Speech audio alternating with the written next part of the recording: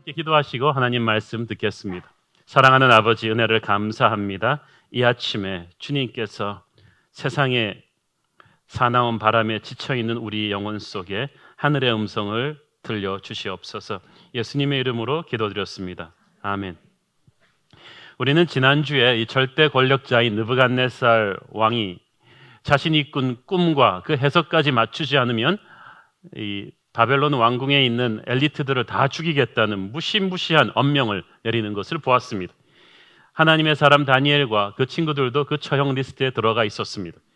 그때 다니엘은 목숨을 걸고 왕에게 들어가서 자기가 이 문제를 풀겠다. 다만 시간이 좀 필요하다. 그렇게 간절히 부탁해서 왕의 승낙을 얻어냈습니다. 우리는 다니엘이 왕에게 받은 시간이 얼마나 긴지 알지 못합니다. 그렇지만 한국 사람 닮은 이 느부갓네살 왕의 급한 성격으로 미뤄봐서 시간을 오래 주던 것 같지는 않아요. 기껏해야 하룻밤이었을 것입니다. 24시간 안에 이 난제를 풀어야만 했던 것입니다. 사실 다니엘은 그 말을 할 그쯤에 아무 대책이 없었습니다. 일단 시간을 벌어놓고 와서 자기와 함께 붙들려온 세 친구와 함께 야, 우리 기도하자. 목숨을 걸고 기도해야 된다. 이 밤 안에 하나님이 이 꿈을 해석해 주지 않으면 우리는 죽은 목숨이다. 그래서 결사적으로 기도했습니다. 기도는 내 능력의 한계를 벗어난 문제에 부딪혔을 때 진짜 뜨거워집니다. 그때부터는 뭐 뜨겁게 기도하지 말라 그래도 막 열기가 막 솟아나서 막 기도하는 거죠. 기도밖에 할 수 없을 때 하는 기도, 진짜 기도죠. 그리고 지난주에 우리가 언급했듯이 다니엘과 세 친구들은 그 시점에 뭐 거대한 비전을 가슴에 품고 기도한 거 아닙니다. 우리가 이 난제를 풀어서 왕의 가슴을 움직여서 바벨론 왕국에서 출세해서 큰 뭐 선교의 사명을 이루자 뭐 이런 생각 없었어요. 그들의 꿈은 소박했습니다. 우리가 죽지 않게 해달라고 기도하자. 우리가 살아야 된다. 여기까지 끌려와서 우리가 18살 나이에 노예로 죽을 수는 없다. 하나님 우리 좀 살려주세요 라고 간절히 기도한 것입니다. 그렇지만 하나님은 그들의 기도를 어여삐 보셨습니다. 다니엘은 이미 경험이 있습니다. 인생의 위기에 부딪힐 때마다 기도해서 그 곤경을 벗어나는 경험들이 있어요. 어린 나이에 처음 끌려왔을 때 우상신에게 바쳐졌던 그 왕의 산의 진미를 먹지 않고 포도주와 물만 먹겠다는 고집을 부렸습니다. 하나님께서는 그 고집을 축복하셔서 산의 진미를 먹은 다니엘의 다른 경쟁자들보다 다니엘의 얼굴이 훨씬 더 건강하게 보이게 하셨습니다. 그렇게 해서 또 신임을 받고 살아났습니다. 왕과의 첫 번째 이 입사시험, 면접시험에서도 다니엘은 경쟁자들보다 10배나 뛰어난 실력을 보여서 특채되었습니다. 그러니까 다니엘은 이미 작은 위기 앞에서 하나님께 기도해서 그 난관을 극복해본 경험이 계속 있는 거예요. 순식간에 우연히 말로 홈런 치는 선수는 없습니다. 작은 것에서부터 성공하는 선수들이 나중에 말로 홈런도 치는 거예요. 기도도 그렇습니다. 작은 일에서부터 응답을 받아본 사람이 조금 더 큰 문제를 만나도 또 기도해서 해결을 받고 그럴 때마다 믿음이 커지고 영적인 근육이 더 커져서 점점 큰 일을 겪어낼 수가 있는 것입니다. 전에도 함께 하셨던 하나님이 이제도 함께 하실 것임을 믿는 까닭입니다. 이번에는 진짜 힘든 위기입니다. 왕궁이 지금 피바다가 되고 있어요. 바벨론 왕궁 생기고 나서 아주 전무후무한 무서운 내부 숙청의 바람입니다. 똑똑하다는 죄로 학자들이 다 죽어나가고 있는 이 상황에서 왕에게 부탁해서 간신히 하루를 벌었어요. 이 소식은 왕궁 내 인터넷으로 쫙 퍼졌을 거예요. 야, 다니엘 때문에 일단 하루를 벌었어. 그러니까 전부 다 지금 홈페이지, 앱, 트위터 다 검색하면서 다니엘이 어떤 결과를 갖고 나올까 기다리고 있는 거죠. 졸지에 바벨론 왕궁의 모든 사람의 운명이 이 노예소년 한 사람에게 걸려 있는 거죠. 다니엘과 친구들은 그야말로 필사적으로 기도할 수밖에 없었습니다. 이 필사적인 기도에 하나님이 긴급히 또 응답하셨습니다. 19절 우리 같이 읽겠습니다. 시작. 이에 이 은밀한 것이 밤에 환상으로 다니엘에게 나타나 보임에 다니엘이 하늘에 계신 하나님을 찬송하니라. 혹자는 말하기를 다니엘이 이 환상으로 본 이 은밀한 것이 느부갓네살이 꾸었던 꿈과 똑같은 것이라고들 말합니다. 아닙니다. 하나님이 그냥 느부갓네살에게 보여줬던 그 꿈을 그냥 다니엘에게 재방송해 준 것이 아닙니다. 왜냐하면 첫째, 느부갓네살은 밤에 자는 중에 예기치 않게 꿈을 꾸었고 다니엘은 분명한 목적을 가지고 기도하는 중에 정확한 의식을 가지고 이 환상을 보았습니다. 굉장히 중요한 차이점입니다. 전에 우리 교회 초창기에 좀 나오다가 떠난 어떤 교인은요, 자꾸 자기가 꿈을 통해서 하나님의 계시를 본다고 주장하셨어요. 그래서 예배 시간에 설교 시작하자마자 자요. 자야 꿈을 꾼다는 거예요. 그래서 꿈을 꿔서 하나님이 환상을 보여준다는 거죠. 그래갖고 제 이메일 주소로 또 어떻게 알았는지 성실하게 하나님이 보여준 이상한 환상을 또 내용을 저한테 이메일로 보내주는데 거의 피카소의 추상화를 상상케 하는 뭐 이상한 짐승이 나오고 그런 걸 막 보여주는 거예요. 하나님의 계시는 그렇게 내가 의도적으로 꿈을 꾸기 위해서 잠을 자고 잠을 자면 하나님이 보여주는 그런 거 아닙니다. 그건 하나님을 압박하는 거예요. 내가 잘 테니까 뭔가 보여주세요. 그러는 거 아니에요. 계시는 하나님을 압박해서 얻어내는 게 아니에요. 내가 계시를 보기 위해서 40일 금식기도 시작한다. 그냥 그건 생으로 굶은 거지 하나님이 무슨 계시를 그 40일 금식기도가 두려워서 뭐 계획이 없는 계시를 그 사람에게 보여주는 거 아닙니다. 계시는 하나님의 주관적인 결정이에요. 하나님의 주권이에요. 내가 득도해서 막 그 웅녀가 인간이 되기 위해서 뭐 마늘만 먹으면서 이렇게 막 100일을 버티고 이러면 받는 게 계시가 아니라는 거예요. 하나님께서 28절에 보세요. 왕이 머릿속으로 받은 환상들이 있다 그랬죠. The visions that pass through your mind. 하나님이 왕의 지성으로 다다닥 보여준 이 그림들이 있는데 이것은 하나님이 왕에게 알게 하신 환상이라 그랬어요. 하나님이 보여주신 것이고 알려주신 거예요. 하나님이 누구에게 어떤 계시를 보여줄 것인지는 순전히 하나님의 결정이에요. 내가 노력하는 것이 아니에요. 하나님께서 느부갓네살에게 이 꿈을 꾸게 하실 때부터 느부갓네살의 힘으로 이 꿈을 못 푼다는 것을 알았어요. 다니엘을 통해서만 이 꿈을 풀어주실 뜻이 있으셨어요. 그래서 다니엘을 통해서 이 꿈의 내용을 알려줄 뿐 아니라 다니엘을 사용하심으로써 하나님의 영광을 떨쳐 보이시고 다니엘을 이 바벨론 왕국 한가운데 집어넣으려는 하나님의 놀라운 뜻이 계셨던 거예요. 그래서 하나님은 일찍부터 다니엘에게는 나름에게 주지 않은 환상과 꿈을 깨달아 아는 능력을 주셨던 거예요. 그래서 수많은 바벨론 왕국의 박사들 중에서도 다니엘은 이런 능력을 가지고 있는 사람으로 명성이 나 있었어요. 평소에 실력이 없는데 뜬금없이 이 사람이 갑자기 이런 능력이 있다 그럼 누가 믿겠어요? 하나님께서 여러분을 통해 역사하실 때 여러분에게 평소에 주었던 열정과 은사를 사용하십니다. 그래서 하나님은 오래전부터 준비하시고 계획하셔서 자신의 비밀을 자신이 준비한 그 채널을 통해서 우리에게 보여주시는 것입니다. 둘째로 느부갓네살은 꿈속에서 하나님의 섭리를 단편적이고 희미하게 보았습니다. 계시는 봤지만 문제는 영적인 눈이 없으니까 이 계시를 해석하지 못했어요. 다니엘은 전체적으로 명확하게 하나님의 섭리를 보고 이해한 거예요. 성령의 사람은 환상을 볼 뿐 아니라 그것을 해석할 수 있는 능력이 있습니다. 예언에는 3가지 단계가 있어요. 계시가 있고 그 계시를 해석하는 것이 있고 그 해석한 것을 적용하는 것이 있습니다. 이 3개가 잘 맞추어져야 그것이 건강한 예언이에요.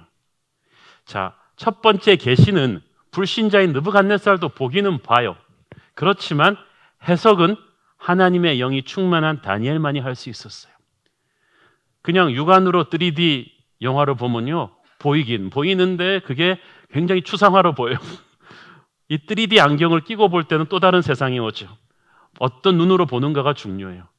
계시는 불신자도 보지만 해석은 성령의 사람만이 합니다. 고린도전서 2장 11절 12절 시작. 사람의 일을 사람의 속에 있는 영 외에 누가 알리요? 이와 같이 하나님의 일도 하나님의 영 외에는 아무도 알지 못하느니라.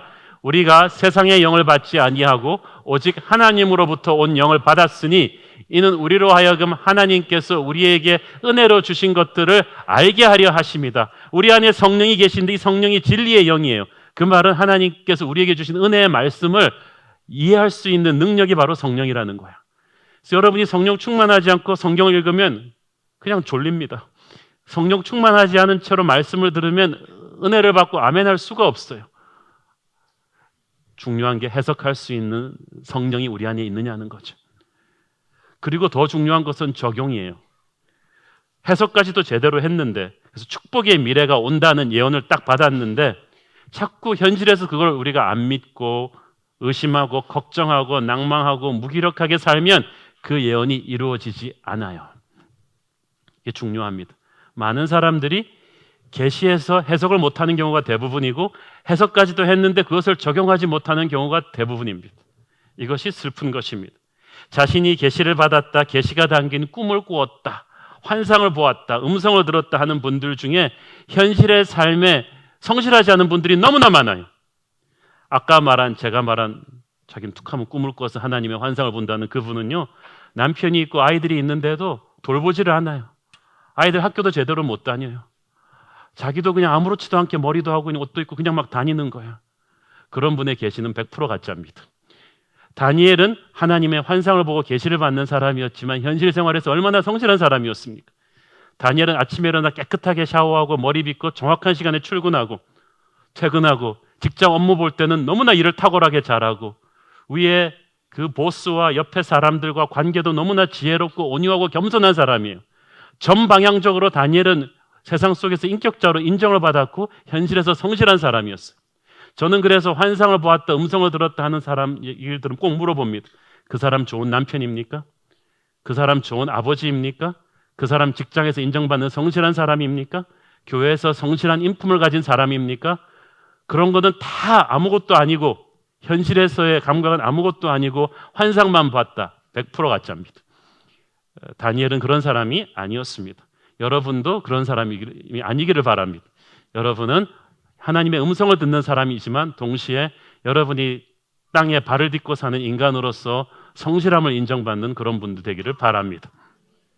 다시 정리하자면 다니엘이 보는 환상은 느부갓네살의 꿈을 포함하지만 그것보다도 훨씬 더 크고 깊고 분명한 것이었습니다. 다니엘이 본 이 은밀한 것은 좁은 의미에서는 느부갓네살의 꿈을 지칭하지만 넓은 의미에서는 그 꿈에 담겨있는 해석, 하나님의 섭리까지를 총괄하는 그런 것이었습니다. 다니엘은 전체를 쫙 본 거예요. 이 환상을 본 다니엘이 하나님을 찬양합니다. 저는 이 19절에 환상을 본 다니엘의 그 다음 반응이 이 다니엘이 얼마나 훌륭한 사람인가를 보여준다고 생각합니다. 신앙인의 분명한 우선순위가 있는 거예요. 감사 찬양부터 먼저 터지잖아요. 보통 사람 같으면요, 이 힘든 상황 속에서 환상을 봤을 때 반응이 그렇지 않았을 거예요. 고대 그리스의 유명한 그 수학자 아르키메데스가 목욕하다가 부력의 원리를 딱 깨달았을 때 어떻게 했는지 아시죠? 벌거벗은 채로 뛰어나가가지고 거리로 뛰어나서 유레카 그랬대. I got it. 내가 찾았다는 거야. 이 엄청난 과학의 진리를 내가 발견했노라. 다니엘도 지금 어떤 상황입니까? 지금 전 왕궁이 다니엘을 주시하고 있는 상황이에요. 기라성 같은 학자 엘리트들이 아무도 이 문제를 못 풀었단 말이에요. 왕도 너무나 갑갑해서 이 문제를 못 풀었어요. 그래서 모든 사람이 다니엘을 주시하고 있는 이 상황에서 이것만 풀면 벼락 출세가 보장되는 이 상황 속에서 다니엘이 이 환상을 딱 봤단 말이에요. 그러면 유레카가 문제겠어요? 탁 뛰어나가면서 내가 풀었어. 내가 한 거야. 내가 한 거야. 그래서 다 오라 그래. 왕 오라 그래. 내가 풀었어. 이러고 나가야지 이게 정상적인 반응 아니겠어요? 역시 나는 위대한 사람이야. 나니까 하나님이 보여줬을 거야. 이랬을 텐데 다니엘은 제가 생각할 그 순간에 무릎을 털썩 꿇으면서 하늘을 향해 손을 든 거예요. 긴장이 탁 풀린 거예요.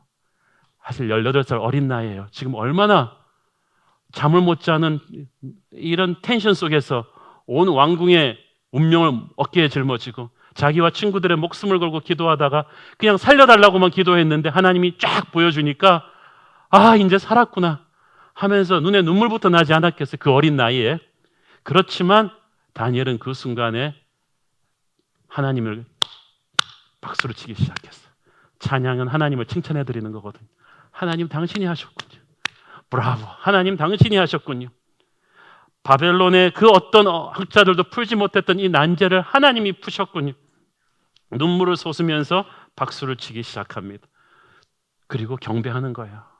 사랑하는 여러분, 많은 사람들이요, 살려달라고 간절하게 기도까지는 하는데요, 하나님이 진짜 살려주시면 그 다음부터는 보따리 내놓으라는 사람이 대부분이거나 아니면은 이제 자기가 살았으니까 자기 잘나서 사는 줄 알고 축복을 주신 자를 까맣게 잊어버리는 사람들 너무나 많아요. 입 싹 씻어버려요. 새벽기도 딱 끊어버려요. 이제 자기 성공했다는 거죠. 저는 수험생 엄마 기도 그냥 새벽 기도 몇십일 계속하다가 애 서울대학 들어가면 딱 발 끊는 사람도 봤어요. 걔는 아직 어떻게 될지 모르겠어요. 사랑하는 여러분, 축복을 받았을 때, 기도 응답을 받았을 때 여러분이 어떻게 반응하는가가 중요하잖아요.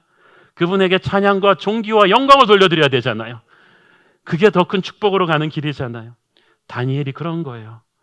그리고요, 제가 볼 때 이랬을 것 같아요. 다니엘이 본 이 환상이 보통 환상이 아니에요. 사실은 자기가 살기 위해서 왕의 꿈을 좀 보여달라 그랬는데 우리가 다음 주부터 보면 알게 되지만 하나님이 보여주신 이 꿈의 내용이 엄청난 거였어요. 제국의 흥망성쇠를 다 보여주는, 세계 역사의 파노라마를 천년을 싸잡아서 쫙 보여주는 엄청난 픽처를 본 거예요. 그래서 압도당한 거예요. 여러분, 하나님의 계시를 제대로 보면 압도당합니다. 내가 생각했던 거와 차원이 다르거든요.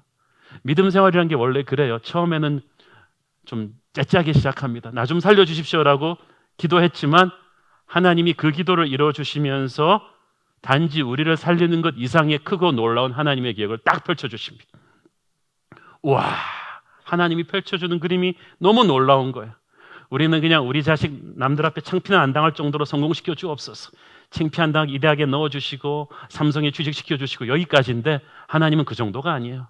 나는 너희 자식을 다니엘로 키울 것이다.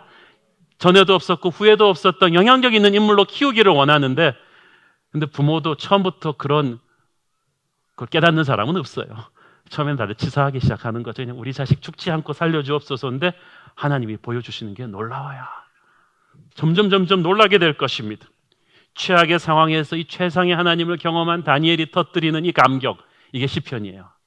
꼭 다윗의 시편 비슷하잖아요. 그것이 이제 쭉 옵니다. 이 21절부터 20절부터 21절, 22절에 나타난 메시지를 쭉 보면은요, 아주 특별한 게 있어요. 한번 읽어보겠습니다. 20절 시작.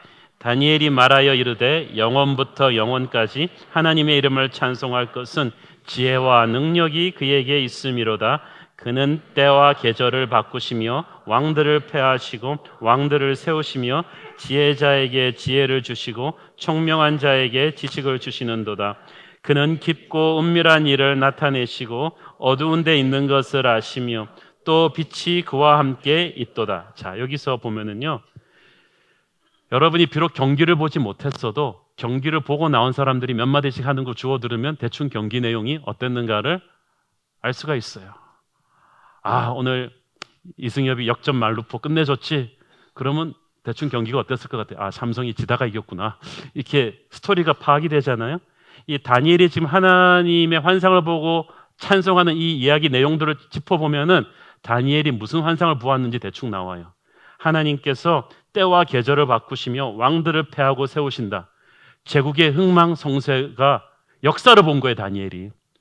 우리가 이제 다음 주부터 다니엘이 보는 환상을 보게 되지만 바벨론 제국이 처음 세워지고 그 영광 뒤에 페르시아 제국이 들어오고 그 다음에 알렉산더의 헬라 제국이 들어오고 그 다음에 로마 제국이 들어오고 쫙 전개되는 세계 역사 몇천 년의 장엄한 파노라마를 다니엘이 본 거예요.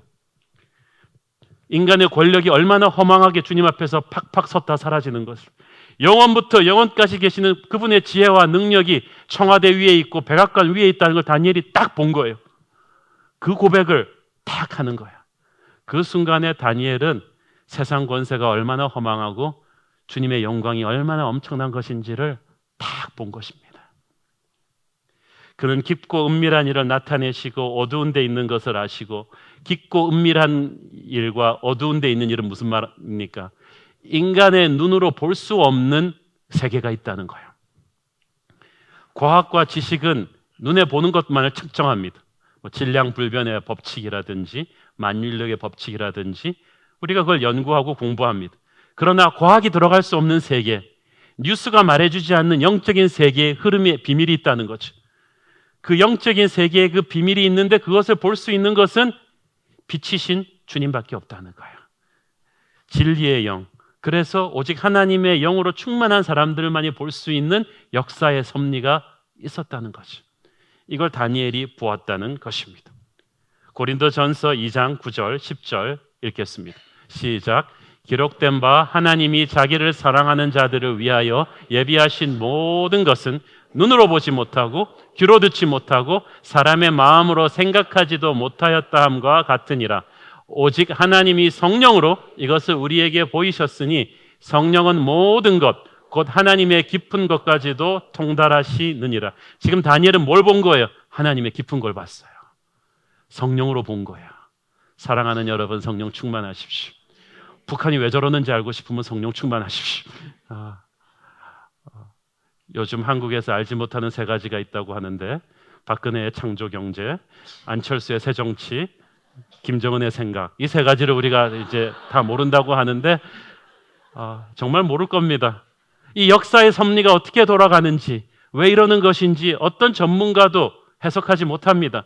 그런데 다니엘은 이 제국의 흥망성쇠를 성령의 눈으로 딱 본 거예요. 이것이 다니엘은 인간의 힘으로 본 게 아니라는 걸 알았어요. 23절을 보세요. 23절 시작. 나의 조상들의 하나님이여, 주께서 이제 내게 지혜와 능력을 주시고 우리가 주께 구한 것을 내게 알게 하셨사오니 내가 주께 감사하고 또 주를 찬양하나이다. 곧 주께서 왕의 그 일을 내게 보이셨나이다 하니라. 아멘. 우리가 주께 구한 것을 내게 알게 하셨사오니.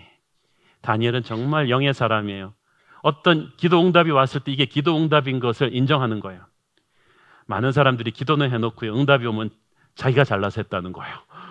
그런 얌치가 어디 있어요. 근데 다니엘은 이게 기도 응답이구나. 우리 친구들과 내가 목숨을 걸고 기도했더니 하나님이 이것을 들어주셨구나. 계시는 기도의 응답이에요. 기도 생활이 올바른 사람이 하나님의 특별 계시도 듣는 것입니다. 계시의 비밀이 너무나 엄청났기 때문에 다니엘은 이것을 인간의 학식과 노력으로 풀 수 없는 것을 알았어요. 이건 하나님이 알게 하신 일이다. 이걸 깨닫는 순간 다니엘의 무릎이 털썩 꿇린 거죠. 찬양과 경배를 드리는 것입니다. 여러분, 계시를 확실히 체험한 사람은 겸손한 예배자가 됩니다. 설익은 계시를 받은 사람들이 다니면서 자랑하지, 거룩한 하나님의 계시를 체험한 사람은 사도 요한처럼 이사야처럼 덜덜 떨면서 겸손한 예배자가 되는 거예요. 다니엘이 그랬어요. 자, 다니엘이 드디어 감사 찬양 기도를 끝낸 뒤에 현실로 돌아왔습니다. 근위대장 아리옥에게 갔습니다. 24절 같이 읽겠습니다. 시작. 이에 다니엘은 왕이 바벨론 지휘자들을 죽여라 명령한 아리옥에게로 가서 그에게 이같이 이르되 바벨론 지혜자들을 죽이지 말고 나를 왕의 앞으로 인도하라. 그리하면 내가 그 해석을 왕께 알려드리리라 하니.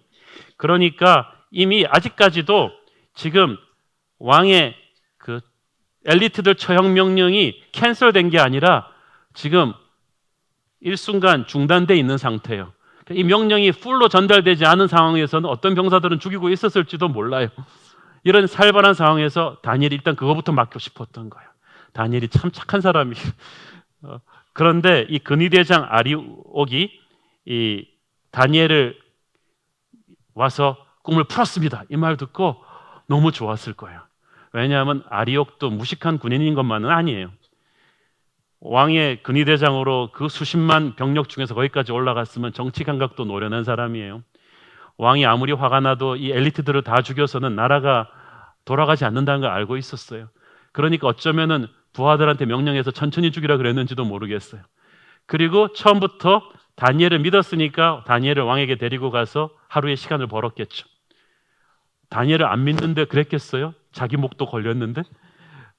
그런데 하루의 말미가 지나기도 전에 이 다니엘이 표정이 달라요. 이 문제를 푼 사람의 표정이에요. 다니엘이 제가 풀었습니다. 저를 데려가십시오. 이 사태를 해결하겠습니다. 아리옥이 얼마나 좋았겠어요. 이 아리옥도 사람 얼굴 보는데 아주 도 같은 사람이에요. 풀지 않고 풀었다 그러는 사람은 몰랐겠어요. 그런데 이 다니엘을 보니까 다르단 말이에요. 이 18살짜리가. 그래서 문제가 해결됐구나. 좋아가지고 이제 다니엘의 손을 잡고 가자. 그리고 이제 왕의 어전으로 가는데, 여러분 가는 길이 생각해 보세요. 바벨론 왕궁이 우리 집 뒷마당이 아니에요. 저희 집은 아파트라서 뒷마당도 없지만 그래서 굉장히 넓어요. 여러분 자금성 가보셨죠? 중국의 자금성.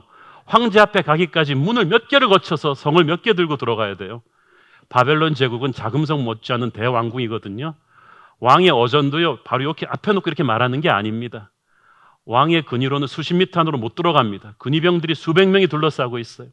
그리고 고관대작들이 쫙 도열해 있는 애지간한 제후국 왕들은 와서 머리도 못 드는, 무섭게 왕 앞에서 엎드려야 되는 그런 살벌한 어전으로 가는 거예요. 그런데 거기를 가면서 아리옥이 거기까지 가는데도 한 10분 걸렸을 거예요. 왕궁안을 걸어가지고 다니엘을 데리고 가면서 이제 문제 해결됐구나 하면서 아리옥이 머리가 좀 속으로 막 복잡해지기 시작했죠. 오케이, 다니엘이 가서 정답은 말할 것 같은데 그 다음부터 문제란 말이죠. 그러면 나한테 돌아오는 건 뭐지? 이제 그 생각을 하는 거죠. 왜냐하면 이 사람은 수많은 정치 게임에서 살아남았기 때문에 이런 위기가 실은 기회가 될 수 있다는 걸 딱 알은 거예요. 그래서 아리옥이 다니엘을 데리고 가면서 왕 앞에 가서 내가 대사를 잘해야 되는데 이 위기를 어떻게든 내가 최대한 나도 수혜자가 돼야 되는데 그러면서 생각을 많이 한 끝에 나오는 게 25절입니다. 이 25절을 읽어보면요, 이 아리옥이 보통 생각을 많이 하고 하는 말이 아닙니다. 25절 같이 읽겠습니다. 시작. 이에 아리옥이 다니엘을 데리고 급히 왕 앞에 들어가서 아뢰되 내가 사로잡혀온 유다 자손 중에서 한 사람을 찾아내었나이다. 그가 그 해석을 왕께 알려드리리이다 하니라. 자, 일단 웃기는 게요, 다니엘이 지금 처음 왕을 만나는 겁니까? 아니에요. 벌써 두 번이나 만났어요. 처음에 입사시험할 때 한 번 만났고 어저께 가서 하루 달라 그래서 만났잖아요. 세 번째 데리고 들어가면서 새삼스럽게 소개하는 거죠. 이 유다 자손 중에서. 근데 중요한 거는 내가 찾았다는 거예요. 이 수많은 인재들 가운데서 아무도 허둥지둥 되느라고 대책이 없는데 마치 자기가 처음부터 찾은 것처럼 내가 찾았나이다. 소신의 공로를 잊지 마소서, 이렇게 얘기하는 거죠. 이 다니엘 똑똑한 애지만 내가 키웠어요. 제가 키운 애요. 왕이여 나를 바라보소서, 뭐 이런 거죠. 그렇게 하고 다니엘을 딱 드미는 거죠. 그런데 왕도 기가 찼을 거예요. 황관장이 키운 애를 지가 키웠다고 또 하니까 얼마나. 그렇지만 어쨌든 하나님께서는 이런 정치적인 사람들을 사용하셔서 이 다니엘을 왕과 연결시켜 준 것입니다. 자, 드디어 느부갓네살 왕과의 대면이 시작됩니다. 이거는 처음 두 번째 대면과는 다른 거예요. 이제는 전 왕궁이 이 다니엘을 집중하고 있어요. 왜냐하면은 수백 수천 명의 목숨이 여기 걸렸거든요. 왕이 지금 살벌하거든요. 막 살기가 눈에 등등해가지고 있는 상황에서 왕의 근위병들도 지금 수많은 엘리트들을 죽이고 돌아온 피가 칼에 묻어 있습니다. 수백 명이 모여서 이 다니엘의 말 한마디 잘못하면 목을 날리고 나머지 살육을 시작할 참이에요. 그래서 이 넓은 왕궁의 왕 앞에서 다니엘은 저기 서 있고 살기 등등한 근위대 병사들과 고관 대작들이 있는 데서 왕이 이제 물어보는 거예요. 애지간한 사람을요, 지금 18살짜리 꼬마예요. 담이 떨려가지고 감히 거기 서 있을지도 못하는 거예요. 이 왕이요, 설마 어저께까지만 해도 반신반의했을 거예요. 설마 얘가 풀 수 있을까? 이 어린아이가? 그런데 하루 만에 진짜 풀었다는 거예요. 대단히 믿을 수가 없는 일이죠. 그래서 왕이 물어봅니다. 26절 시작. 왕이 대답하여 벨드사살이라 이름한 다니엘에게 이르되 내가 꾼 꿈과 그 해석을 네가 능히 내게 알게 하겠느냐 하니, 뻔한 질문을 또 하고 있어요. 그러면 알게 하겠으니까 왔지 모르게 하겠는데 거기까지 왔겠어요? 그런데 지금 왕은 자기가 을이잖아요. 자기가 몰라서 물었잖아요. 그렇지만 왕의 체면과 이 채통이 있다는 거예요. 그래서 딱 폼을 잡아 봅니다. 그래, 네가 알게 하겠느냐 라면서 자기는 왕이니까 일단 큰 소리부터 치면서 기선을 딱 제압하고 보는 거죠. 이 미심적인 눈으로 자신을 바라보는 왕을 보면서 이 18살 소년 다니엘, 애지간한 사람 같았으면 이 근위병의 살벌한 분위기 앞에 압도되고 왕의 위험 앞에 압도되고 이 대제국 바벨론의 위험 앞에 압도되었을 텐데 지금의 다니엘은 뭐가 달라졌어요? 처음에 그 고집부리던 왕의 사내 진미를 먹지 않겠다고 고집부리던 그때의 신앙과 또 달라져 있어요. 지금은 하나님의 영광을 보고 왔단 말이에요. 다니엘은 바벨론이 망하는 것도 꿈에서 봤고 페르시아가 망하는 것도 봤고 그리스가 망하는 것도 봤고 로마가 망하는 것도 쫙 본 사람이에요. 그 위로 임재한 하나님의 충만한 영광을 본 사람이 다니엘이 지금 이 왕이 두렵겠습니까? 사랑하는 여러분, 우리가 세상보다 강해서 세상을 두려워하지 않는 게 아니라 하나님의 영광을 보았기 때문에 세상을 두려워하지 않는 거예요. 그래서 다니엘이 처음부터 본론 얘기해 주지 않습니다. 다니엘이 일단 기선을 제압합니다. 27절, 28절 같이 읽겠습니다. 시작.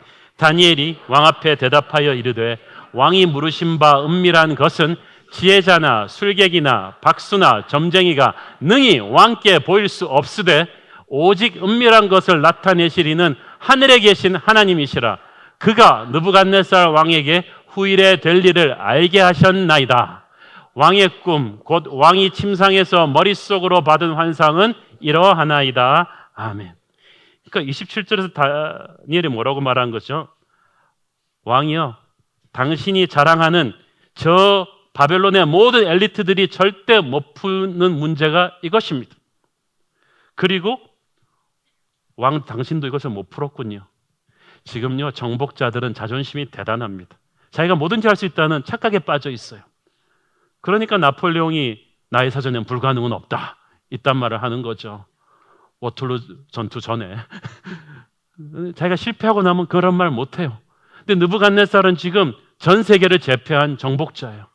자기가 불가능한 게 없었는데 이 꿈은 못 풀었단 말이죠.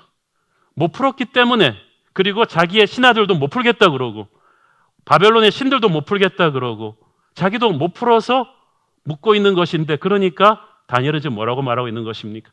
왕이여, 왜 폼을 잡고 계십니까? 지금 당신이 을이고 내가 갑입니다.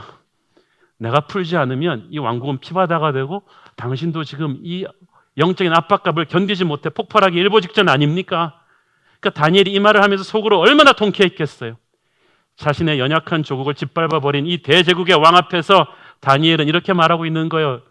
왕이여, 천하에 불가능한 것이 없는 당신이, 이게 불가능하죠?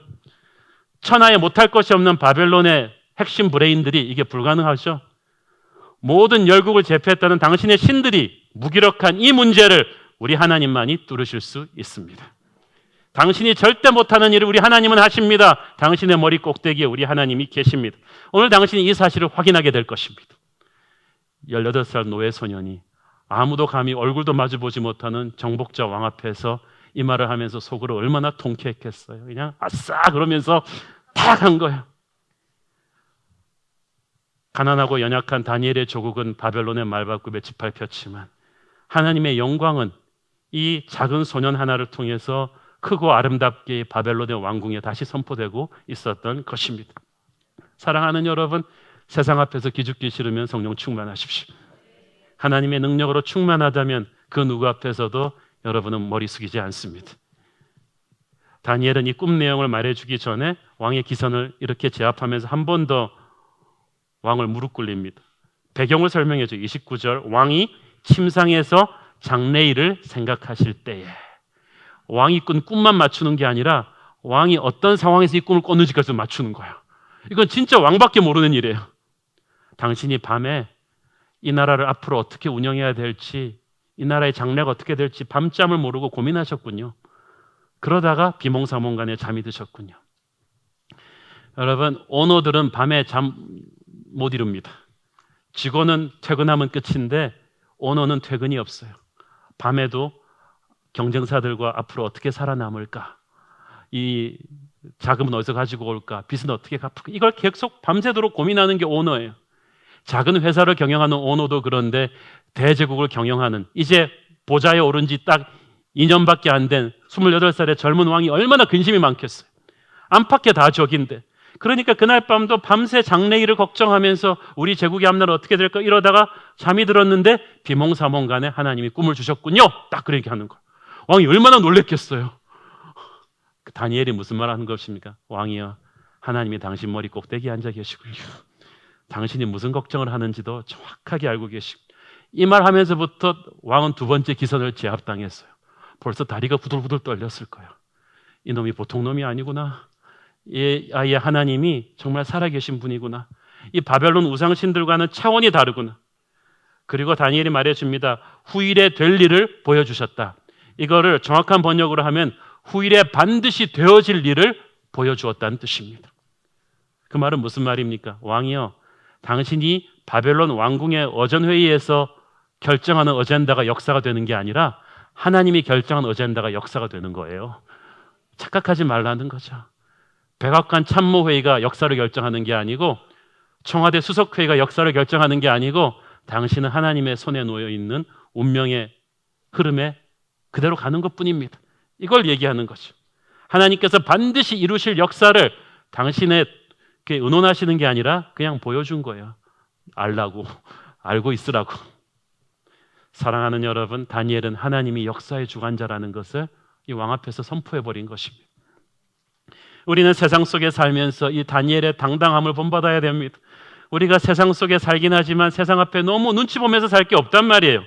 아무리 대단한 권력자 앞에서도, 아무리 돈 많은 사람 앞에서도, 아무리 유명한 인기인 앞에서도 여러분 기죽지 마십시오. 우리가 세상 속에 살지만 세상의 노예는 아니잖아요. 왜 우리가 할 말을 못합니까? 지난주 국민일보 제가 정기적으로 쓰는 칼럼에 싸이의 신곡 젠틀맨 뮤직비디오에 대해서 문제점을 지적했더니 반응이 뜨거워요. 정말 좋아요. 뜨거워요. 어떤 분들은 얘기합니다. 그래도 발표한 지 열흘 만에 유튜브 조회수가 전 세계적으로 2억 회가 넘은 이 자랑스러운 글로벌 한류를 대해서 우리가 긍정적으로 봐야 되지 않느냐? 강남스타일까지는 참겠는데 이거는 긍정적으로 못 보겠어요. 누가 봐도 알 수 있는, 차마 어린이들과 같이 볼 수 없는 노골적인 성적인 코드가 깔린 여성들에게 너무나 무례한 이것을 우리는 한국의 자랑으로 글로벌하게 알리고 싶지 않아요. 그런 식으로 따지자면, 유명하다고 해서 아무 말도 못한다면 헐리우드 문화도 세계를 제패했죠. 그런데 헐리우드 문화 덕분에 사람들이 미국이 술과 마약과 폭력의 나라라는 이미지가 또 강해요. 나쁜 걸 가지고 유명해지면 안 돼요.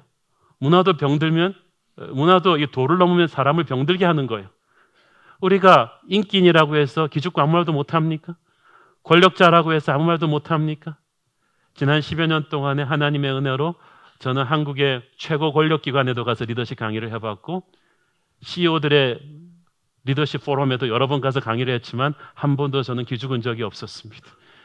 저는 그 재벌들 위에, 권력자들 위에 군림하시는 역사의 주관자이신 하나님의 영광을 본 사람이기 때문에 세상 속에 있지만 세상에 압도당한 적은 없습니다. 여러분도 기죽지 마십시오. 하나님의 사람이 핍박은 당할지언정 그렇게 기죽으면서 눈치 볼 거 없습니다. 지금 계급상으로는 다니엘과 느부갓네살의 계급이 하늘과 땅 차이지만 지금 영적인 세계에서는 느부갓네살이 저기서 야단 맞고 있고 다니엘이 압도하고 있는 거예요. 여러분도 그렇게 되십시오. 여러분이 세상적인 계급으로는 여러분이 회사의 평직원이고 사장이 따로 있겠지만 누가 영적인 권위를 갖고 있느냐, 이게 중요한 거죠. 다니엘은 자신이 남들보다 능력이 탁월해서 이 꿈을 해석할 수 있었던 것이 아니고 오직 하나님의 은혜로, 하나님의 지혜로 이 일을 해석할 수 있었다고 철저하게 하나님께 영광 돌리고 있습니다. 30절을 보세요. 내 지혜가 모든 사람보다 낫기 때문이 아니다. 다니엘은 왕이 이 사건으로 인해서 정말 똑똑한 친구를 하나 내가 건졌네, 이 말 듣기 원하지 않았어요. 다니엘은 하나님을 이용해서 출세하려는 사람이 아니었습니다. 여러분 이걸 잘 보셔야 돼요. 기복신앙을 잘못 사용하면 어떻게 됩니까? 하나님을 이용해서 여러분이 출세해 보겠다는 거예요. 그게 아니고 다니엘은 지금 이 기회를 사용해서 하나님을 선포하고 싶은 것입니다. 그래서 이 다니엘은 자기의 사명이 뭔지를 정확하게 알았던 거예요. 우리가 그렇습니다. 우리가 세상에서 무슨 일을 어디서 하게 되든지 하나님은 우리를 통해서 당신의 이름이 선포되기를 원하십니다. 그래서 여러분 모두가 그런 의미에서 선교사세요. 전도자세요. 우리가 우리의 삶의 목적이 하나님께 영광 돌리는 것임을 알 때 우리가 세상에서 만드는 작은 물건 하나, 하는 작은 일 하나가 다 하나님의 역사를 선포하는 놀라운 일인 것을 알아야 합니다. 요한복음 15장 16절 시작. 너희가 나를 택한 것이 아니요 내가 너희를 택하여 세운다니 이는 너희로 가서 열매를 맺게 하고 또 너희 열매가 항상 있게 하여 내 이름으로 아버지께 무엇을 구하든지 다 받게 하려 함이라. 아멘. 최근 뉴스를 보니까 KTX 레일공사가 곳곳에서 부실공사 결함이 많이 발견돼서 지금 코레일에서 전체적인 점검을 들어갔다고 합니다. 근데 우리 KTX보다 훨씬 역사가 깊은 일본의 신칸센도 보면 그런 문제가 좀 있었다고 합니다. 그런데 그 신칸센의 모든 구간 중에서 한 번도 사고가 안 나서 모든 그 신칸센 엔지니어들의 모델이 된 케이스가 하나 있는데 동경과 오사카에 있는 어떤 특정 지역의 몇백 킬로를 한 번도 사고가 안 난 가장 안전하게 만든 레일이래요. 그래서 기자들이 가서 물었어요. 그 엔지니어 설계하고 그쪽을 갖다가 공사까지 지휘한 책임자에게 물었어요. 어떻게 이 신칸센 중에서 이 도쿄, 오사카를 잇는 이 지역이 이렇게 무사고냐? 그랬을 때 그 엔지니어가 한 말이 너무나 엄청났습니다. 와타시와 크리스찬 데스. 자기가 크리스찬이다. 나는 그리스도의 명예를 걸고 공사 하나하나를 설계했다. 딱 그 말이에요. 제가 그분을 오사카에서 직접 만났어요. 너무나 파워풀한 크리스찬이에요. 사랑하는 여러분, 하나님께서는 그 목적을 위해서 여러분을 세상 한가운데 두셨습니다. 우리는 세상에 살지만 세상에 속한 사람이 아닙니다. 우리는 눈에 보이는 현상만 가지고 모든 걸 판단하며 불안해하는 사람이 아닙니다. 우리는 말씀과 기도를 통해 하늘의 음성을 듣고 사는 사람입니다. 그래서 우리는 상황에 휘둘리는 사람이 아니라 상황을 주도하는 사람이 되는 것입니다. 북핵 문제를 놓고 우리는 백악관의 눈치를 보고 언론의 눈치를 보고 중국의 눈치를 보는 사람이 아니라 하나님의 섭리를 보는 사람입니다. 어떻게 보면 우리는 가장 비현실적인 것 같지만 가장 현실적인 사람들 머리 꼭대기에 올라앉아 있는 사람들이죠. 우리를 이 시대의 다니엘로 하나님이 세워주실 것을 믿습니다. 하늘의 영광을 보았기 때문에 다니엘은 요한한 제국의 영광 앞에 압도되지 않았습니다. 여러분도 그렇게 살기를 축원합니다. 기도하겠습니다. 사랑하는 아버지, 은혜를 감사합니다.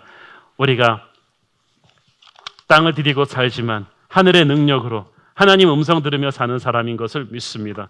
우리도 다니엘처럼 담대하게 세상을 이기는 믿음 갖게 하여 주옵소서. 예수님의 이름으로 기도했습니다. 아멘.